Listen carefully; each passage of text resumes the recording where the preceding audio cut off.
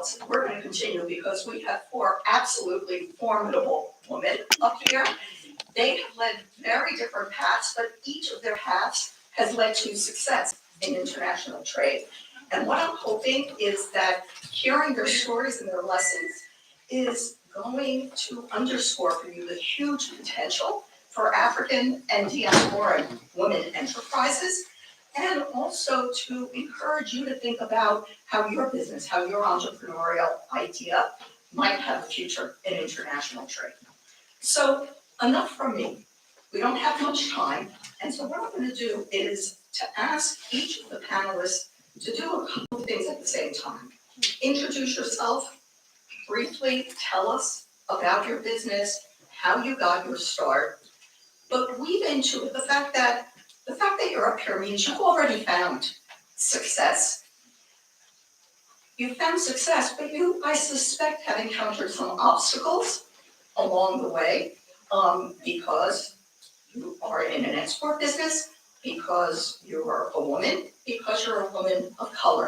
And so if you could give us any observations about this, and I think we'll start with Rahama. Oh, all right. Do I just turn this off? Can you hear me? Yes. Oh, hi everyone.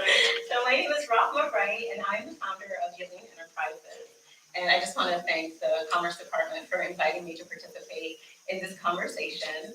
I started my company after serving in the Peace Corps, and what we do is we work directly with women-owned cooperatives who supply plant-based ingredients that we then turn into body moisturizers. So basically what we do is butter people up. And I started my company because I saw an issue when I served in the Peace Corps. Women would come to my community health center. They would have issues with paying for their health services. They would leave, and I would wonder to myself, how do women in my community make money? So that translated into researching income generating activities. I discovered shea butter. I saw a huge disconnect between what was happening locally in these rural villages and what was happening globally in terms of the market. And so I wanted to create a business, not just to make money, but actually a business that would generate social impact. We do this by organizing cooperatives, providing women an entire ecosystem so that they can take advantage of what one of the panelists was saying before, market access. But market access in a way that gives them the ability to send their children to school, buy food, buy medicine, live at a higher level, live more sustainably. And we do that by connecting these products to retail markets like Whole Foods, MGM Resorts. Last year we launched with Macy's. And there were no challenges. It was easy. Many challenges. One, I started SheaYaleen with no money. I was just, Izzy and I have both served in the Peace Corps. And so we can both talk about being completely broke when we moved back to the US. I didn't know anyone when I moved in DC. And so one of the things that I did to kind of navigate around these challenges of having no money, not having a large network, and honestly having no business starting a business because I had no resources to my name, is I would just talk to everyone about shea butter. Anyone, bus stop, airport, grocery store, anyone who would give me 5 seconds, I would tell them what I was trying to create. And over the years, that gave me the ability to build my business. You build your business by having wonderful and great people around you. I just want to give a shout out to Bass Richardson, who is one of those people who created the Wealthy program at Commerce that really centers and uplifts women in trade. And I will just stop there. Well, thank you. I think it's interesting.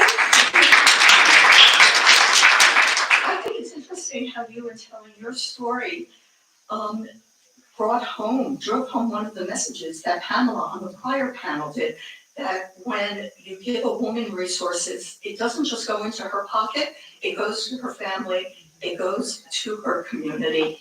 And I should know what's exciting about this is that 2 of these remarkable women, I had the pleasure of meeting them thanks to Camille Richardson in Dubai, and we're already planning what country we'll be meeting in next.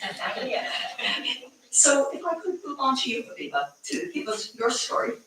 Okay, so thank you very much again to the Department of Commerce for inviting me. And I think I'll be one of those women who say I've been lucky.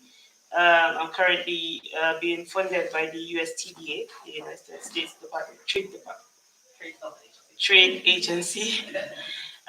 They are funding a feasibility study of 100 communities in northern Nigeria, three states across northern Nigeria.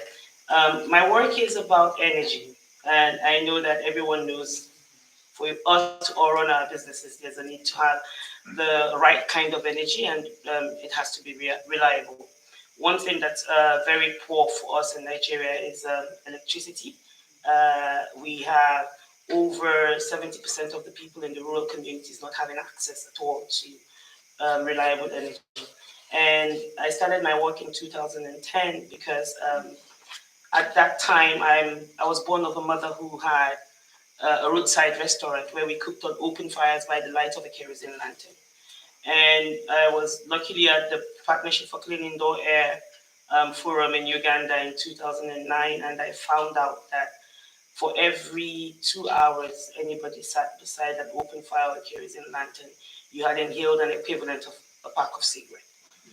And that scared me, and I thought, I'd recently lost my sister in 2006. And we had all worked with our mom at the roadside restaurant, cooking food, selling it, and staying late into the night and using the kerosene lanterns. And I thought, she had a lot of breathing issues, because at that point they said she had asthma. Maybe this was one of the reasons why she had that. I wear glasses, my mom wears glasses, almost everyone wears glasses. And so that really kicked me in the gut. And stepping out of the hall, I found the people selling solar lanterns, and I just connected the dots. And I was like, I still buy bread on the road when I'm going back home from women who are selling by the light of the kerosene lantern. I still buy fried bean cakes and all of that from them. They sell by the light of the kerosene lantern. Luckily for me, at that time, my mom was no longer selling food, but it meant all these women were smoking cigarettes. I mean, and if anyone asked them, have you ever smoked? They said no, right? But they had the equivalent of the same problems. So I bought some of the lanterns, took them back home, replaced for about 10 of the women by the road when I go to my house. And a month later, we went back to get the lanterns, and all they were asking was, how do we get it? And that's how we started selling solar lanterns through women in rural communities in Nigeria. I would say I was one of the first women to start that, and hopefully that's the reason why I'm sitting here. At that time, what we tried to do was just sell lanterns. I wasn't thinking about it like a business. I didn't even know what a business meant, how to draw up all the right papers and everything. I was doing it and still speaking to the words of Miss Coke-Hamilton earlier, saying that when you support one woman, you support a whole community. Barefoot Power gave me lanterns at that time without even knowing who I am, $3,000 worth of lanterns, and I paid them back after I sold them. And that really got me started. And the next thing they did for me was connect me with Kiva, and Kiva gave me $20-something thousand then. And this was used to buy more stock of lanterns to resell and pay back. And I kept doing this, and before we knew it, we were not just selling lanterns, we were selling home systems. We are now, I just spoke earlier about USTDA funding the feasibility study for 100 communities across 3 states in Nigeria. We plan to do mini grid solutions of nothing less than 100 kilowatt each, powering productive use of energy technologies like solar irrigation, solar milling, solar drying for women. Most of our work is always about women. And luckily for us as well, we have a certain project we're doing with ECP. ECP is a research center funded by the EU, and we're doing a new technology called the Market Map. Market Map is going to map out the regions where we plan to work, what their needs are, what kind of technologies we can replace in those areas, and actually build a business case and plug into the map so that microfinance institutions can look at that map and be able to fund women. So this is me that started with $3,000 worth of products, and I'm now running a business worth millions of dollars.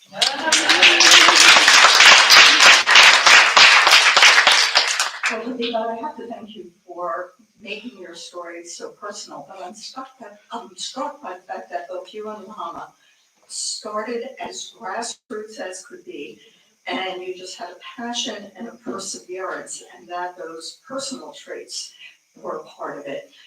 I also am thrilled that you mentioned USTDA, the Trade Development Agency. It is run by the remarkable Eno Imam, who is a Nigerian American woman, part of the diaspora that so enriches our nation. And I do think that representation matters. Having the four of you up here, looking at the diversity of our prior panel, and Eno is clearly a part of it, coming forward with very early seed money at the stage before a concept has been proven and allowing you to get that foothold. So now we're going to move on to you, Lyzz. Excellent, and it's just a pleasure to be here with amazing women. I can go ahead and start off with the challenges of getting here, right? It's so great to be back here in DC. I had the privilege of serving in the Obama administration from the start to the finish, and was stuck trying to figure out where to go after that unexpected finish of that term. So since then, I've been serving at the National Basketball Players Association, serving as currently the Vice President of International Development and Global Impact. This is a newly established role, right? As the growth of the game expands across the world with the establishment of the Basketball Africa League, with the growth of NBA Africa, the opportunity to support our players and the change that they want to see in the communities where they're from is very important. And that's the work that I do every day, working on behalf of the Players Association in support of our players. Right now, I'd say about a quarter of the league is international. Upwards of 20 players have direct roots on the continent, right? So you can think of Bismack Biyombo, who's working closely with the government in Congo amidst the Ebola crisis, and then also during COVID as well, too. How can we get resources to the communities that I care about, that I want to support? And he was at the forefront with the work of his foundation. You think about Gordy Jang and the work that he's doing around food security in Senegal.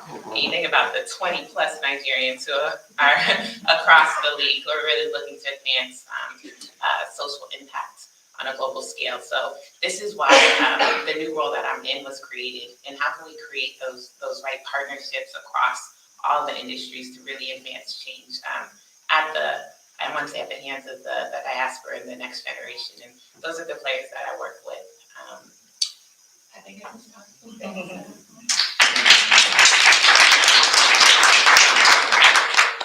Well, you brought back a very bittersweet memory, which was the last day of the Obama-Biden administration, where many of us felt a deep and profound sorrow. And speaking personally, so proud to be back as part of the Biden-Harris administration. I think you also emphasize the power, again, of representation, the fact that we have these sport figures who are successful in their own right, have so many demands on their time, and yet recognize the power of giving back, and not just the money that they contribute, but their actual time, their actual representation. So we are now moving on to, in this first round, last but hardly least, Dr. Jeannice. Good afternoon, everyone. I'm Jeannice for our Samani. Thank you to Undersecretary Marisa, she always called me Marisa, Lago, as well as Das Camille Richardson. So thank you so much, and team.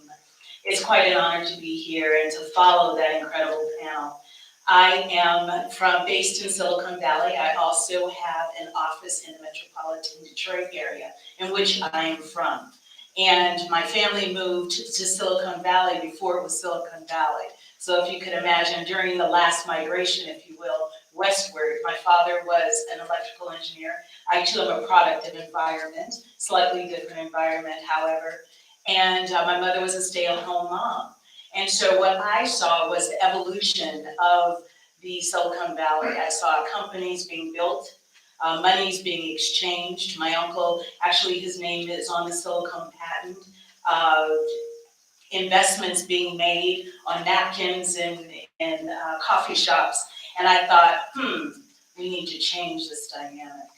It needs to look different. It needs to be inclusive. It needs to be a part of truly who is the product is being made for. So everyone needs to be engaged. So upon graduation from some of the ivory towers in the local area, UC Berkeley, and doing my postdoc work at Stanford, I had the opportunity of starting my own engagement. I was at home raising my children and decided that I needed to figure out what's the best way that I can meet the need of women and women like myself. So I started an organization, actually, Entrepreneurs of Silicon Valley, that was the impetus for bringing technology together with the needs of women. And from there, we have evolved over the past 20 years into moving into digital transformation. So we work directly with big data. We transform data, we analyze it, synthesize it, and we take it to the next level of blockchain. So putting it in a secure environment with artificial intelligence and machine learning. I hope you've heard some of those. So if anybody has utilized your phone, you have used artificial intelligence. You have, if you go into your bank account or you do a search on Google, you've utilized ML, machine learning. So we've moved forward and now we're working in environmental space. We are actually developing proprietary products around energy and looking at tokenism, NFTs, maybe a new term, but very secure, very ethical technology, which is the foundation of what we all are involved in, from community to nation. Thank you very much.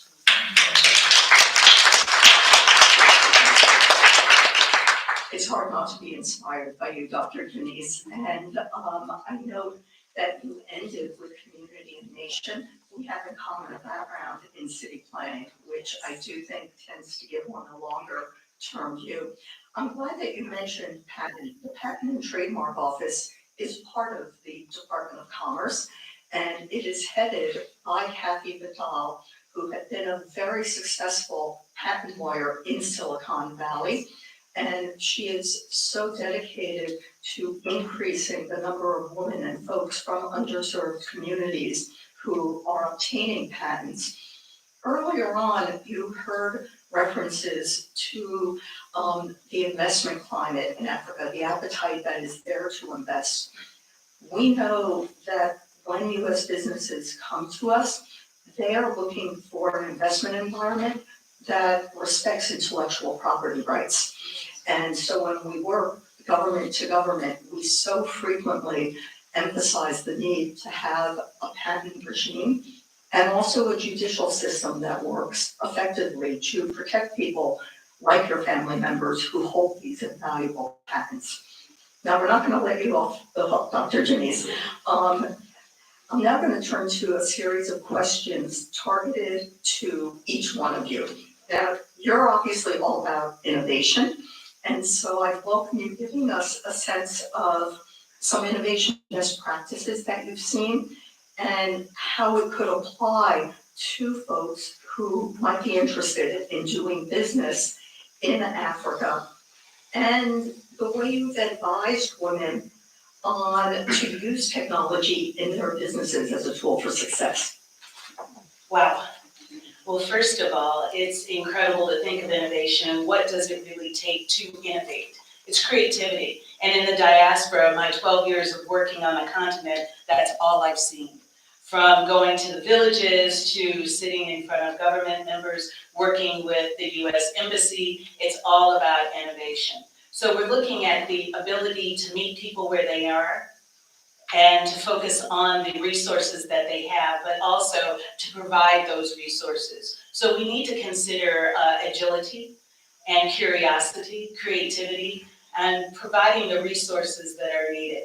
That was a very long question. I'm going to ask you if you could, if you could repeat it, please. I think I'd that like to you nailed respond. it, but focus on both innovation, but also on how you advise women to embrace the digital technology and incorporate it in growing their businesses. Yes, yes. So it's not a matter of being apprehensive that you have to be a technologist or an engineer, but it's a matter of what are the needs. It's still identifying what your pain points are and knowing what those pain points are and that they can be addressed with technology. but it's a very simple tool to say, if you want to make a bigger yield for a crop, if you're making couscous, say for instance in Morocco, or if you're in Nigeria and you want to actually extend your yield for your particular crop. It's truly understanding, and I'm speaking about the farmers, some of the people that I've worked with.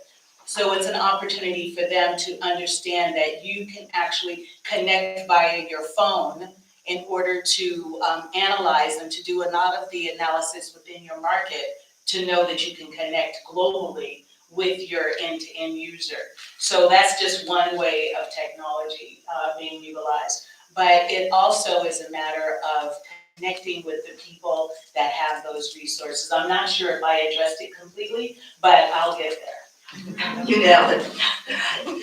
So Lizzie, turning to you, you operate in what is still such a male-dominated space.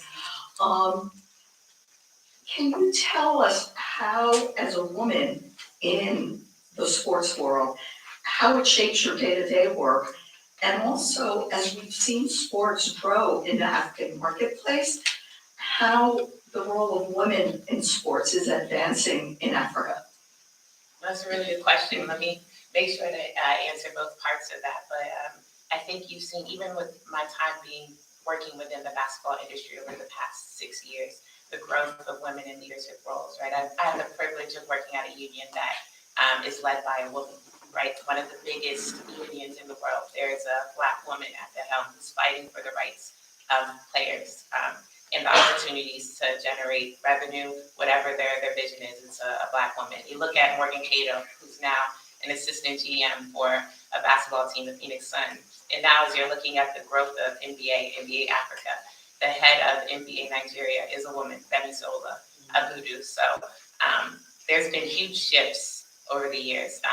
I love spaces like this where there are more women that you're interacting with. But I love to think about how, while you're seeing the faces and the impact of our players on the court, they're not alone, right?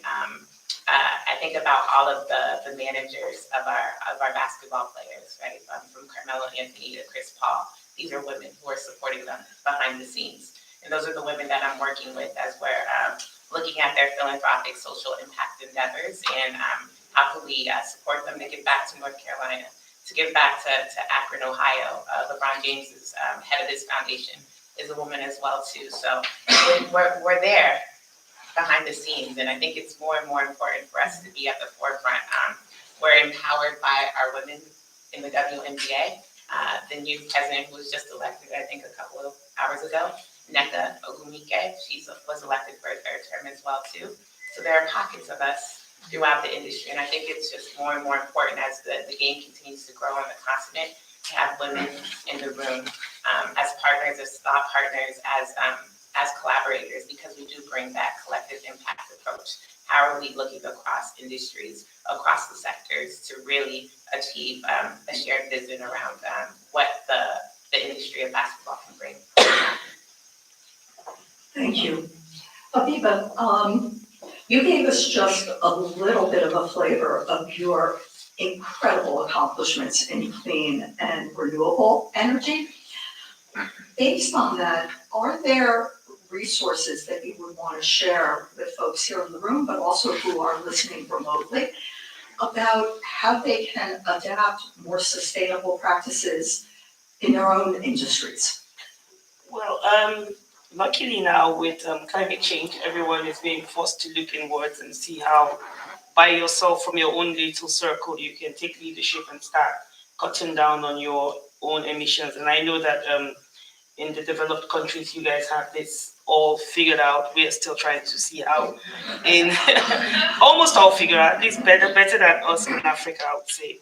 Because until now, people are telling you stories like, I haven't even eaten and you're talking about climate change. You know? Let me sort my stomach out first. So, well, I recently was in conversation with some people who are talking about how we can partner to do work in the US. And it has even gone to the point that we are thinking of registering a business here. And one of the things that we're seeing, I mean, recently there was not too long ago, maybe 2 years, I don't know, there was this blackout in Texas, and everybody suffered for a bit, right? And I was just thinking, even if you had 1 kilowatt of energy of solar energy as a backup, you wouldn't have suffered that much, you know. I mean, it was really bad. I have my brother lives in Houston, and I know how they were like panicking and everything. So I would suggest that even though you have very good electricity, everything seems to be working.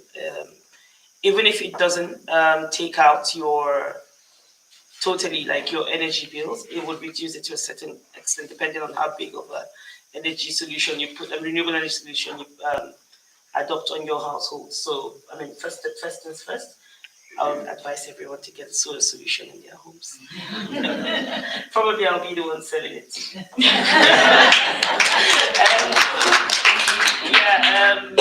The good thing is also that one thing I didn't mention is how supportive the US government has been to my business. I must say that I probably wouldn't be here if I didn't have the US government support. And I'm not trying to be, I'm not just saying it because I'm here.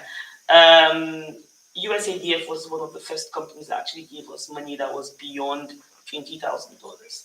They gave us $100,000. We did two mini grid solutions, powering with solar dryers and solar kiosks for women in communities. And this actually catapulted us to being seen. And people from then on, we still did another USADF run. This time, they had the partnership with On, and that also propelled us forward again. It's been USADF, USTDA, USAID, Power Africa Coalition, I'll call them. And it's been because I'm one of the first women in the continent to start a clean energy business, I would say. And this also was kind of the reason why I got all of this support, because people look out for women-owned businesses. Now there's a lot more of us, but this was really one of the main reasons. In 2010, you could count the number of women-owned businesses in clean energy. Where I got no support for being a woman in my country. I mean, absolutely no support, but now I've gotten a lot more. And because I was seen outside more, this translated to being seen more in the country. And through our work, we've been able to deploy over 60,000 improved cook stoves under the United Nations Framework Convention on Climate Change, CDM project. We've deployed over 7 mini grids now, and we want to do 100. And we've done over 20,000 solar home systems. This would mean, multiply it by 8 to see the number of people we've reached with solar home systems. So it keeps going on, and we keep growing, and we keep adding on, and we allow the community to define what it is that we're going to deploy. And so we have more customers now coming out to say we want X, Y, Z, and we try to see how we tailor make a solution for them. And that's why we're doing this PUE, supporting women. We call it Powered by Sosai. Women now can run a business, maybe a refrigeration unit, maybe solar irrigation that she rents out to the farmers. We have 7 drying hubs where people now we're trying to fight food waste, food loss, and we're trying to help women to process the food farmers bring out of their farms so they don't have to go to waste. And we cannot even meet the market. And one of the things they do outside of season is they package fruits and vegetables. We've also been, with support from USAID, helps them to package better packaging and get the NAFDAC registration for their fruits and vegetables. So it keeps going on, and I think everybody here, if you are able, can actually look inwards and see how you can support initiatives like this, and we can travel together. Thank you for highlighting the fact that knowledge doesn't just go in one direction. As Secretary Raimondo was talking about the desire to increase our engagement with Africa, the knowledge flows in both directions, and I think that's an important message. The other is there are quite a number of us here who work for the government, not just the Department of Commerce, but an alphabet soup of different agencies. And I have to say that your comments are what make us wake up each morning and feel good about being able to go to work. So thank you for that. Okay, so Rahama, you've been waiting for your question. I've been listening, I'm learning so much. So, can you talk a little bit about the importance of a social enterprise as a business model that works in Africa, and how people who would be interested in supporting women, supporting diverse founders, what's the best way that they can do it? Yeah, well, I think every business should be a social impact business. I think that it's so important that when you start a business, you think about how you're going to change your community and how you're going to change your world. And I think we've seen from models in the past that when you're only profit motivated, you create problems and challenges. And I'll just touch upon the beauty supply chain. Everyone in here used soap today, right? And I see some eyeshadow and lip gloss and guys. And so how that product is made and brought to market is really where our sweet spot is. I believe that how a product is made and who makes the product is how we make a supply chain and a value chain stronger, better, and more inclusive. When we look at the US beauty industry, McKinsey this past year in June released a report. In 2021, the beauty industry was valued at $60 billion. Across all segments, $60 billion. Black consumers consumed 11% of that number. Yet Black-owned beauty companies generated less than 2.5%. So out of that 60 billion, less than 1.5 billion went to Black-owned businesses. So when you ask me this question about the importance of social impact and the importance of creating business models that are more inclusive, when you think about those numbers, what you should be thinking about is how can we create more equity? How can we create more opportunity? So even the consumers of products can benefit because they're consuming it from their own demographic. When you look at 1.5 compared to the 11 billion that Black consumers consume, there's a huge gap, and that gap should be met. So I've been in this beauty industry for over 15 years now, and it's always been about how can you take a plant-based material from an African community, bring it all the way here in a value-added form, and monitor and show how you can increase women's income 5 times their country's minimum wage, giving them a living wage for the very first time. Every single product, almost every single product that we consume in the beauty industry sources something from the continent. We all know that Africa is not poor as a whole. It's the most resource-rich continent in the world, but the people typically are disconnected from the wealth that's generated from the resources that come out of their community. And so when I look at the beauty industry and those ingredients are coming from those communities and then landing in a Whole Foods or a Macy's or on Amazon or whatever, how can we create greater market share so that those community members can benefit? And I discovered that, to answer the other part of your question, supporting founders of color here in the US, there's a connection. So it's not just about my brand and building the biggest beauty business that I can. What I'm now looking at is how can I activate the supply chain that I've created to support other businesses of color who want to engage and be a part of this humongous industry. And so next year we'll be launching the very first commercial manufacturing facility in Washington, D.C. in partnership with D.C. government, and we also have a corporate partner as well.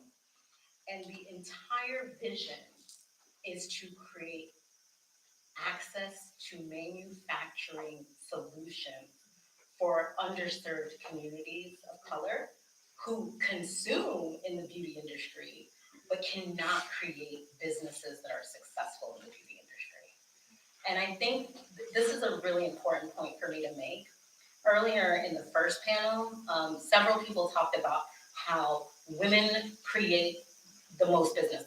The fastest growing number of businesses in Africa are women-led businesses.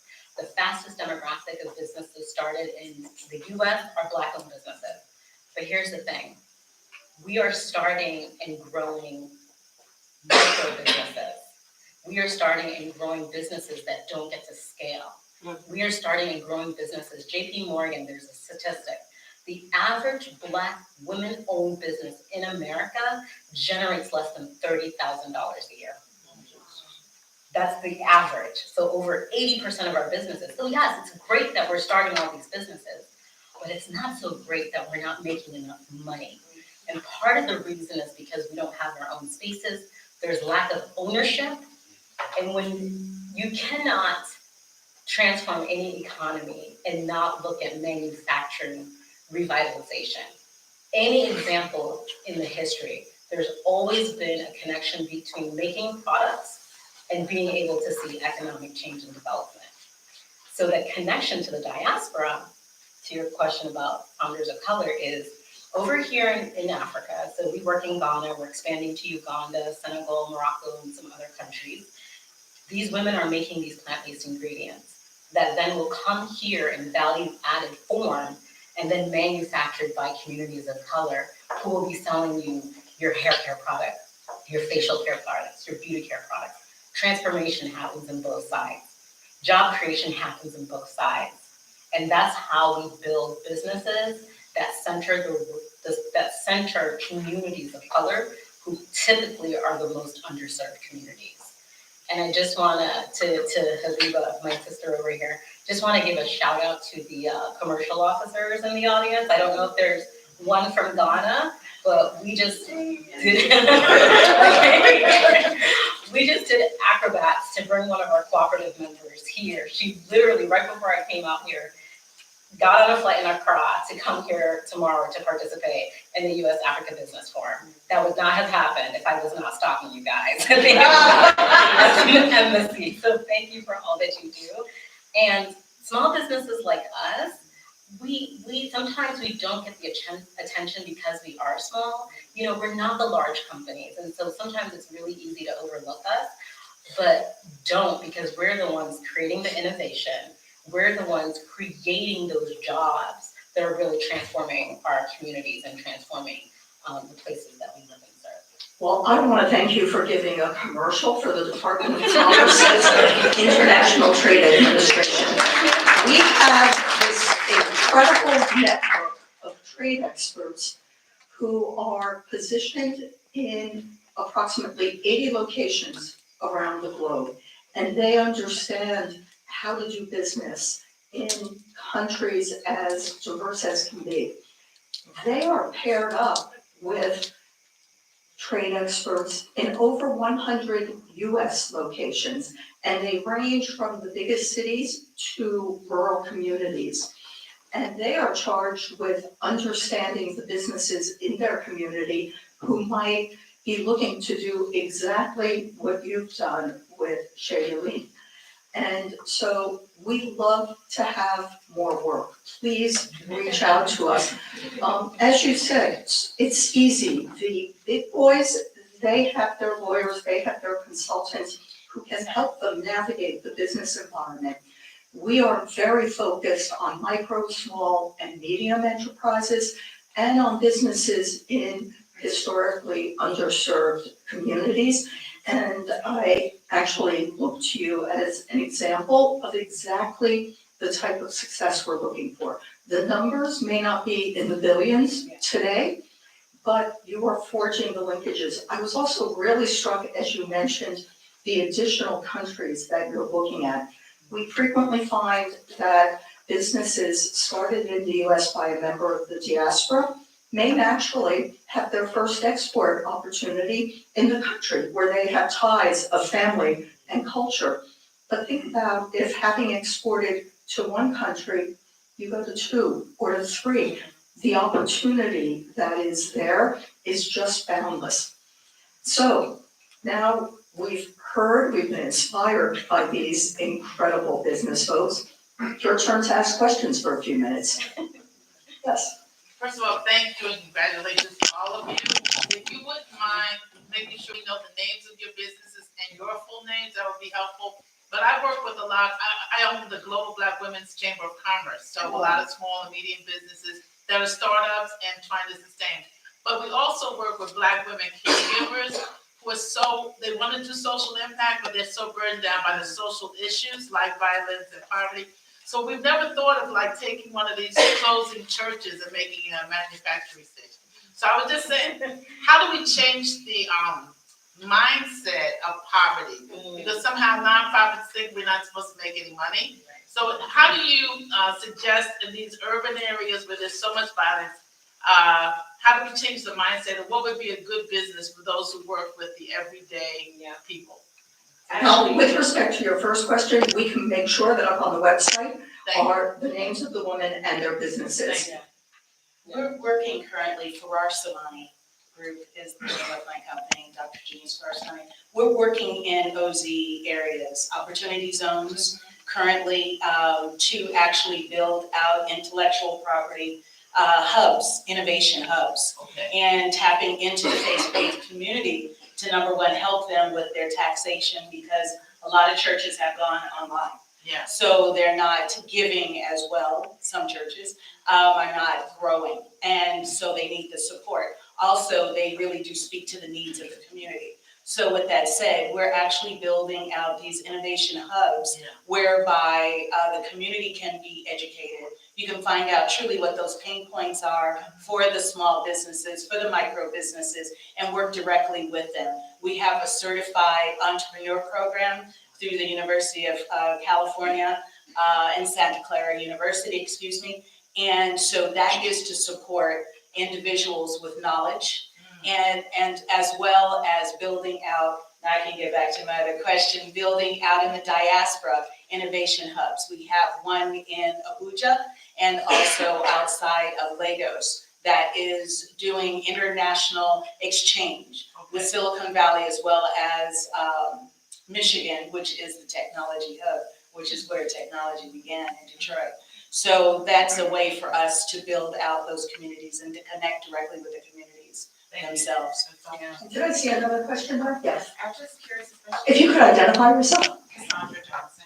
I was just curious, particularly for you and also for you, what the retail distribution channels are, what the retail connections are, because especially if you're talking about scale and also being able to build the business, like build the marketplace, that retail connection is really strong. I know, I'm just on my own reflections, there were some Black entrepreneurs that were represented in Target, for instance, in Walmart as well. And I feel like that's a very important part of the discussion. So I will touch really quickly to the mindset issue, and this is something I feel very strongly about. Black people have waited too long to take advantage of economic prosperity everywhere in this globe. So the mindset thing is we have to change the way we think about what we are capable of doing. And I think that oftentimes we're waiting for someone to give us permission. We're waiting for someone to give us a grant or someone to show us the way. I started SheaYaleen in my early 20s with no knowledge of the industry I was entering in. I did not have any money. I did not have any networks.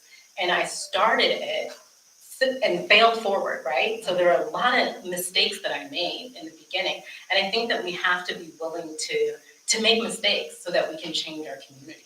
It's not going to be perfect. It's going to take a long time. I've been doing this for over 15 years. So that mindset shift is something that I think is really, really important, because sometimes I think we're waiting too long and time is up. We have too many issues in our community. There's so many disparities, whether it's in Africa or whether it's here in Ward 7 or Ward 8. And we have to think about the models and the systems that exist have excluded us and do not work for us. And I'm not making this up, everyone in this room knows it, right? And so how do we create new models? How do we create new systems? And that's what we need to think about when we're talking about the mindset shift. Retailers are a huge part of catalyzing change when it comes to supplier diversity, whether it's from women-owned businesses, communities of color, Black-owned businesses.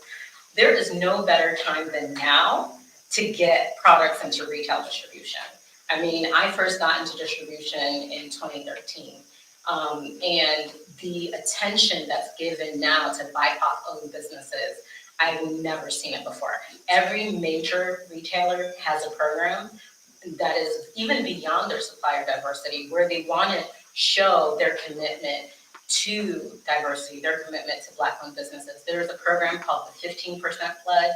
If you guys are working with ecosystems, I would point you there. They've been able to translate billions of dollars into Black-owned businesses by partnering with 22 or 25 retailers who have made a pledge to diversify 15% of their shelf space with Black-owned products. And the other thing is, part of this makerspace manufacturing facility that I'm building, it's in partnerships with companies that are looking to build their pipeline. And so a lot of times these large companies say, oh yeah, we want to diversify, we want to create more opportunity, but we don't know where to find these brands. We don't know where to find these businesses. Can these businesses scale to meet our PO volumes? And I want to say, here's the solution. We're creating manufacturing in a different way, centering people of color, women-owned businesses, and giving them the ability to make as little as 100 products to 10,000 products or more. And so again, it's about thinking differently about how we create our systems, and then leveraging companies and leveraging institutions that say they want to prioritize diversity, they want to prioritize equity, and all of the things that we've been hearing over the last 3 years. What a great final question, but also what I loved in your answer is that we can all be part of the solution by going out and using our spending dollars, being quite conscious about how we shop as we're heading into a holiday season where we perhaps spend more than other times, being very, very conscious. And so before we wrap this up, could we have a huge round of applause for these inspirations?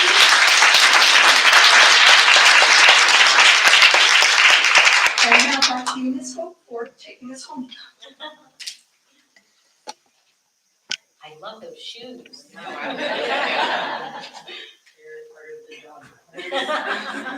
Good afternoon, everyone. My name is Gina Hope. I'm the director of the Bunche International Affairs Center here at Howard University. I just wanted to thank you all for your inspirational remarks today. I'm only disappointed that more students weren't here because we're so close to winter break. Unfortunately, there are not that many students on campus. However, we did live stream this, and it is being recorded and will be on the website available. And I'm sure that my distinguished co-collaborators, Dr. Dooney and Dr. Johnson, will make sure that it is distributed widely, certainly among their students, but it's definitely, the whole afternoon has been incredibly important, I think, for everyone to see. As the daughter of a Liberian mother, I was especially enthusiastic to host this event here, and this is exactly the kind of event that Howard University should be hosting. As Dr. Frederick, our president, mentioned earlier, with 76% of our student body being young women, this is exactly what needs to be happening at Howard University, and we're very happy and honored to partner with the Department of Commerce and Youth Trade Representative to bring this conversation to campus. Like I said, I just wish that more students were here, but I do want to thank my collaborators, the Center for African Studies, led by Dr. Krista Johnson, Center for Women, Gender, and Global Leadership, led by Dr. Dooney, and Secretary Raimondo and Ambassador Tai, and all of the other panelists who have participated in this conversation. We're really grateful for your presence today. I want to wish everyone involved in the African Leaders Summit a successful and impactful week. I will be paying attention, seeing what's going on. I wish you luck navigating the traffic in Washington, D.C. for the next few days. And happy holidays to everyone. Thank you all so much.